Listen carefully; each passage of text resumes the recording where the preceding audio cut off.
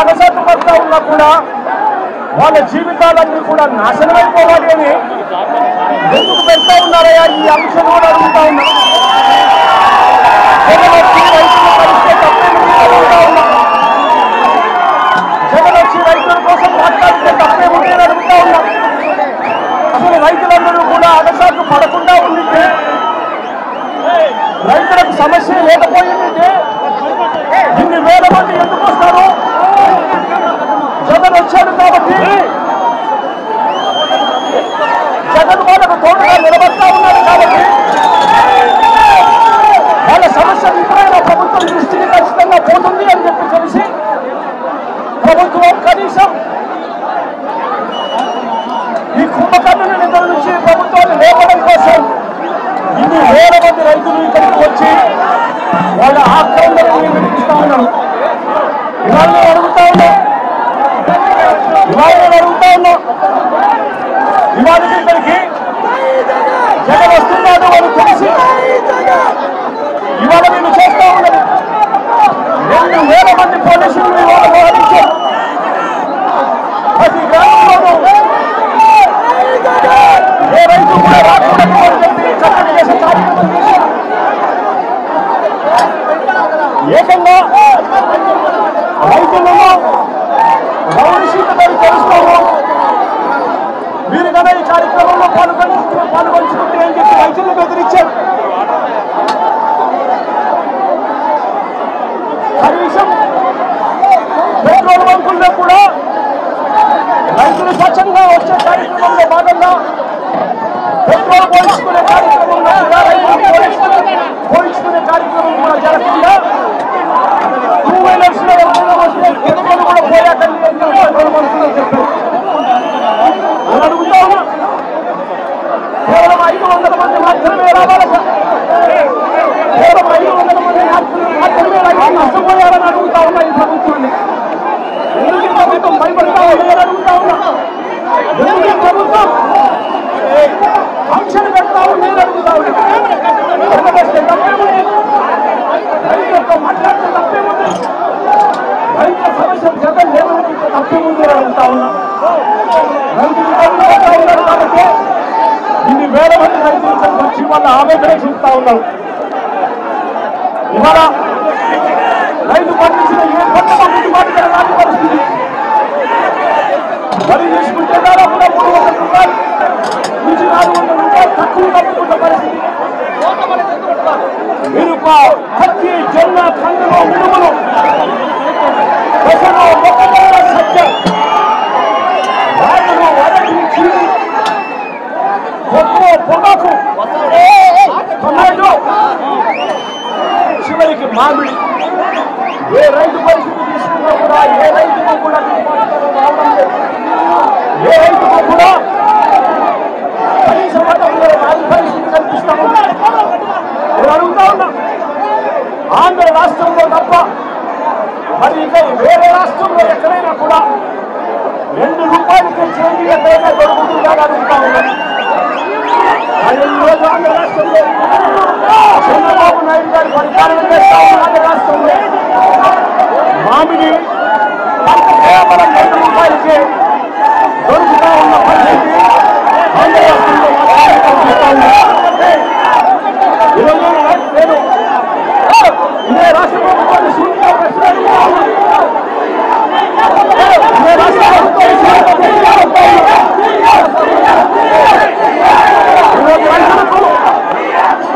ఈరోజు రైతులకు మామిడి పంట అమ్ముకుంటే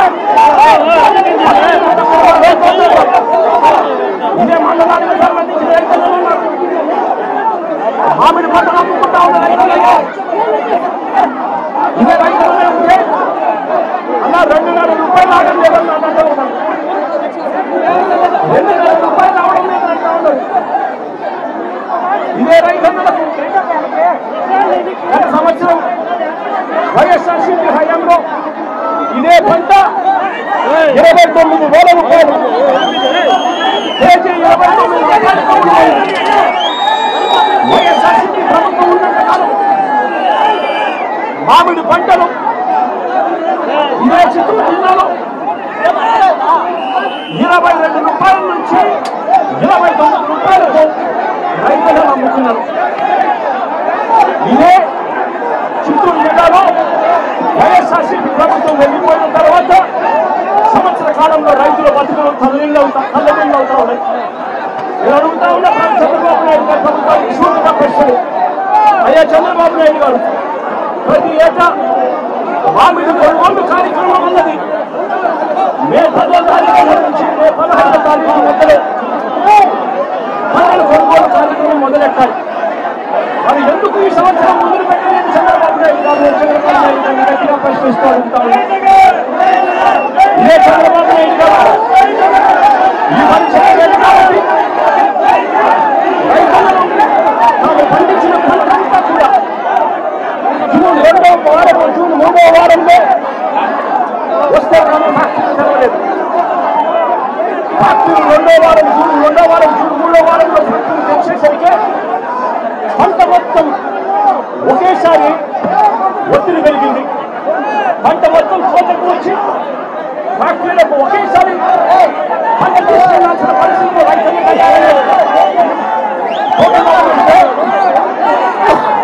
పంట కుండిపోయే పరిస్థితి కనిపిస్తా ఉంది. కాబట్టి రైతులను ఏం చేయాలో దిక్కుదోచక ఏం చేయాలో దిక్కుదోచక రైతులను ఫ్యాక్టరీ తెలిసే టయానికి వీళ్ళు పంట అనుకుందామంటే వీళ్ళ రేటు 2.5 రూపాయలు 3 రూపాయలు కొనుగోలు దాచుకున్నాడు. ఇదే పెద్ద మంచి చంద్రబాబు నాయుడు గారిని నేను అడుగుతా ఉన్నా. 52 పల్ప్ కంపెనీలు చిత్తూరు జిల్లాల్లో ఉన్నాయి. నేను అడుగుతా ఉన్నా, జూన్ 2వ వారం, మే 10, 15 తారీఖున తెరవాల్సిన ఈ ఫ్యాక్టరీలో జూన్ 2వ వారం, 3వ వారం దాకా తెలియకపోతే మీరు ఏ గార్తలు కాస్తా ఉన్నారు చంద్రబాబు నాయుడు అడుగుతా ఉన్నా. నేను ఇదే చంద్రబాబు నాయుడు గారిని అడుగుతా ఉన్నా. ఎంతమంది రైతులకు ఈ ఫ్యాక్టరీలు 8 రూపాయలు మీరు చెప్పినట్టుగా ఎంతమంది రైతులకు ఈ ఫ్యాక్టరీలు కిలో 8 రూపాయలకు వచ్చి కొనుగోలు చేశారు అని అడుగుతా ఉన్నా. ఎంతమంది రైతులకు మీరు చెప్పినట్టుగా మీరు 4 రూపాయలు రైతులకు ఎంతమందికి ఇచ్చారు అని చంద్రబాబు నాయుడు గారిని గట్టిగా నిలదీస్తూ అడుగుతా ఉన్నా. అయ్యా చంద్రబాబు, మీ పుణ్యాన పరిస్థితి ఏమిటి అనంటే ఈరోజు రైతులకే ఒక్కరికి కూడా గిట్టుబాటు ధర రాని పరిస్థితి. పక్కన కర్ణాటకలో 16 రూపాయలు కేజీకి అక్కడే జనతాదళ నేత కేంద్ర మంత్రి కుమారస్వామి అడిగితే కేంద్ర ప్రభుత్వం 16 రూపాయలకు కొనుగోలు చేయడానికి ముందుకు వచ్చిందట. ఈ 16 రూపాయలు కూడా కేంద్ర ప్రభుత్వం కొనుగోలు చేయడానికి ముందుకు వచ్చింది కూడా మంచి రేటని కాదు, అని చెప్పి ఆ 16 రూపాయలు కూడా కేంద్ర ప్రభుత్వం కర్ణాటకలో కొనుగోలు చేయడానికి వచ్చేదానికి అక్కడ వాళ్ళు చర్యలు తీసుకుంటే మరి చంద్రబాబు నాయుడు గారి ప్రభుత్వం ఏమి గాడిదలు కాస్తామని అడుగుతామన్నారు. ఇదే చంద్రబాబు నాయుడు గారు గట్టిగా ప్రశ్నిస్తూ అడుగుతా ఉన్నా. జిల్లాలో 6,45,000 టన్నులు 6,45,000 మెట్రిక్ టన్నుల దిగుబడి వస్తుంది. 2,20,000 ఎకరాలలో పంట పండుతుంది. 76,000 మంది రైతులు వ్యవసాయం చేస్తూ మామిడి మీద బతుకుతారు. ఈ 76,000 కుటుంబాలకు చంద్రబాబు నాయుడు గారి ప్రభుత్వం వచ్చిన తర్వాత ఎంతమందికి 12 రూపాయలు కేజీ వచ్చింది అని అడుగుతా ఉన్నా. వైఎస్ఆర్సీపీ ప్రభుత్వ హయాంలో 2 సంవత్సరం కూడా 29 రూపాయలు కేజీ రైతులు అమ్ముకున్న పరిస్థితి నుంచి ఈరోజు చంద్రబాబు నాయుడు గారి ప్రభుత్వంలో రైతులకు కనీసం 12 రూపాయలు కూడా ఇప్పించలేని పరిస్థితిలో చంద్రబాబు నాయుడు గారు ఉన్నారు అనంటే చంద్రబాబు నాయుడు గారు ఎంత దయనీయమైన పరిస్థితిలో ఉన్నాడని అర్థం చేసుకోవచ్చు. ఇదే చంద్రబాబు నాయుడు గారు ఆ 12 రూపాయలు కూడా ఇవ్వలేక ఇప్పించే పరిస్థితి లేక ఇదే చంద్రబాబు నాయుడు గారు రైతులను నడుగోడు మీద పెట్టారు. రైతులకు ఇవాళ 2.5-3 రూపాయలకు ఇవాళ మార్కెట్ యార్డులోనూ ఇవాళ రాంపూర్ దగ్గర ఇవాళ కొనుగోలు చేసే కార్యక్రమం జరుగుతాయి. ఫ్యాక్టరీ దగ్గర కూడా జగన్ ఇవాళ వస్తా ఉన్నాడు కాబట్టి జగన్ వస్తున్నాడు అని చెప్పి 3 రోజుల నుంచి 6 రూపాయలు ఇస్తాము అని చెప్పి మెసేజ్లు పెడతా ఉన్నారంట. మీరు అడుగుతా ఉన్నారు, అయ్యా చంద్రబాబు రైతులకు కనీసం 3 రూపాయలు కూడా రాకుండా కేజీ అమ్ముతా ఉన్నారు అని అంటే ఏమి నిద్రపోతా ఉన్నారు చంద్రబాబు నాయుడు గారు మీరు అడుగుతా ఉన్నారు. ఇవాళ ఇదే చంద్రబాబు నాయుడు గారు రైతులు గట్టిగా నిలదీస్తూ రైతులు ఇవాళ అవుతా ఉన్నారు. ఇబ్బందులు పెడతా ఉన్నారు చంద్రబాబు నాయుడు గారు. ఆ ప్రభుత్వ హయాంలో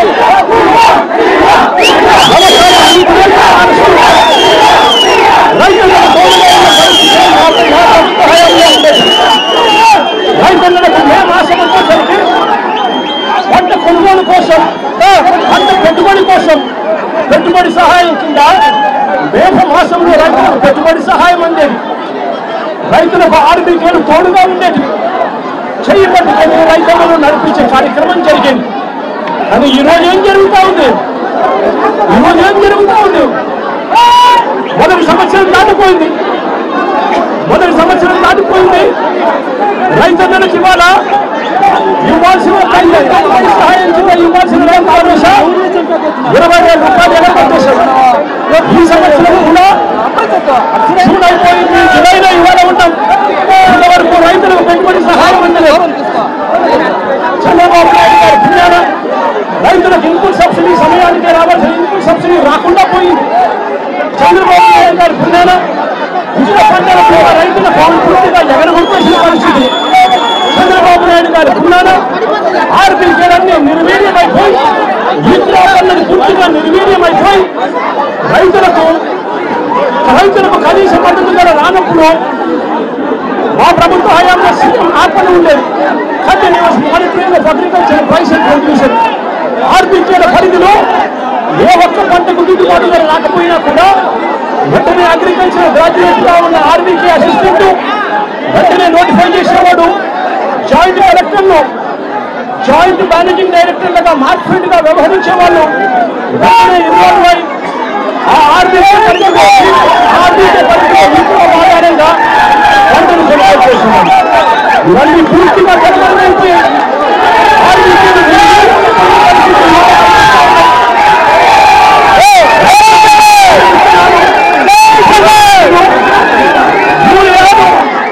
ఎరువులు ఇవన్నీ కూడా ఆర్బీకేల ద్వారా గ్రామ స్థాయిలోనే ఉండే పరిస్థితి, సప్లై చేసే పరిస్థితి ఇవాళ లేకుండా పోయింది. ఆగ్రి టెస్టింగ్ ల్యాబ్స్ నియోజకవర్గానికి ఒక ఆగ్రి టెస్టింగ్ ల్యాబ్స్ ఉన్న పరిస్థితిలో ఈరోజు నియోజకవర్గానికి ఆగ్రి టెస్టింగ్ ల్యాబ్లు కూడా ఇవాళ నిర్వీర్యమైపోయిన పరిస్థితిలో ఇవాళ వ్యవసాయం జరుగుతూ ఉంది. వ్యవసాయానికి సంబంధించిన అన్ని రంగాలు కూడా ఇవాళ నిర్వీర్యమైపోయిన పరిస్థితిలో ఇవాళ రాష్ట్రంలో పరిస్థితి కనపడతా ఉంది. నేను ఇవాళ చంద్రబాబు నాయుడు గారు గట్టిగా అడుగుతా ఉన్నా, అదే చంద్రబాబు నాయుడు గారు నేను గట్టిగా డిమాండ్ చేస్తా ఉన్నా, మీరు ప్రతి రైతు దగ్గర నుంచి 76,000 మంది రైతులు ఉన్నారు. 6,45,000 టన్నులో మామిడి పంటలు పండించే రైతులు ఉన్నంత 2,20,000 ఎకరాలలో ఈ పంట సాగుంది. ఈ మామిడి చెట్లను కూడా పెద్ద చెట్లు ఆర్బీకేల పరిధిలో ఇవన్నీ కూడా నమ్మని 5 గ్రామాలలో ఈ 76,000 మంది రైతులకు మీరే 12,000 రూపాయలు వాళ్ళ బ్యాంక్ అకౌంట్లలో డబ్బులు వేయాలి. డబ్బులు వేసి ఆ పంటను మీరే కొనుగోలు చేసి ఆ తర్వాత ఫ్యాక్టరీలకు మీరే అమ్ముకోమని చెప్పి చంద్రబాబు నాయుడు డిమాండ్ చేస్తూ ఉన్నాం.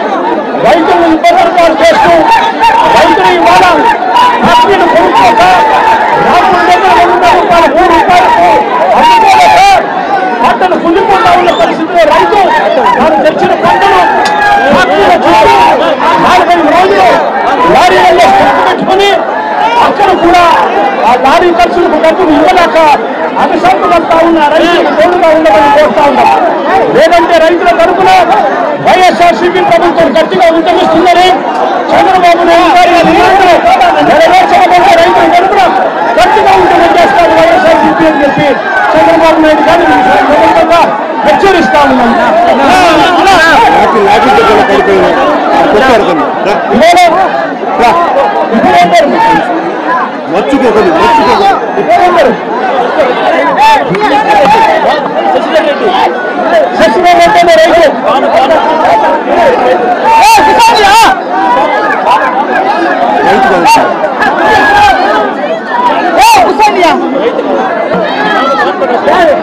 మర్చిపోకండి మిమ్మల్ని కలవటానికి వచ్చినందుకు శశిధర్ రెడ్డి అనే వ్యక్తి కానీ రైతు చెప్తా ఉన్నా ఇక్కడ ఉన్న వాళ్ళు రాష్ట్రంలో 62% మంది వ్యవసాయం మీద బతుకుతా ఉన్నారు. చిత్తూరు జిల్లాలో వ్యవసాయం మీద బతికే వాళ్ళు దాదాపు 80% మంది. మరి వీళ్ళంతా రైతు బిడ్డలు సాధారణ అడుగుతా ఉన్నా. మరి వీళ్ళందరినీ ఈ మాదిరిగా తలబగలు కొట్టి దాదాపుగా 1200 మందిని అరెస్ట్ చేసి జైల్లో పెట్టారు.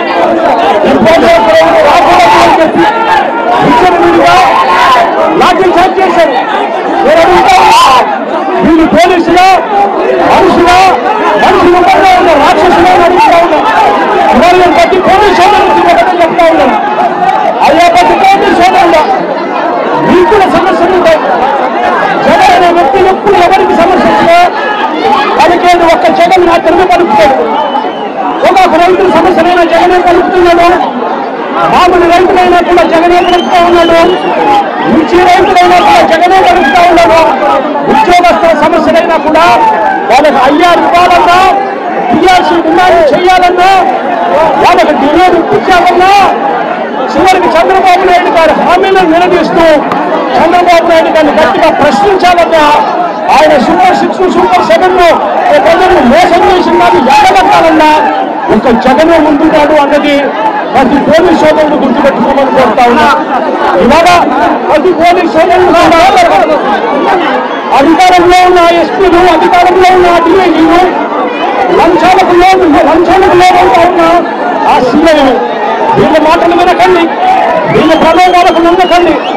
పొద్దున మీ సమస్యలు కూడా ఇదే మాదిరిగానే చంద్రబాబు నాయుడు గారు మోసం చేసి రోడ్డు మీద పడేసే కార్యక్రమం జరిగినప్పుడు అప్పుడు జగన్ అనే వ్యక్తి ముందుకు రావాలి అనంటే ఈ మాదిరిగా ఈ పోలీస్ హరాస్మెంట్ జరుగుతూ ఉన్న తీరును ప్రతి కానిస్టేబుల్ సోదరులు కూడా, పూర్తి స్థాయిలో ఉన్న ప్రతి కానిస్టేబుల్ సోదరులు కూడా, ప్రతి ఎస్ఐ సోదరులు కూడా అద్భుతమైన పోలీసులు కోరుతా ఉన్నారు.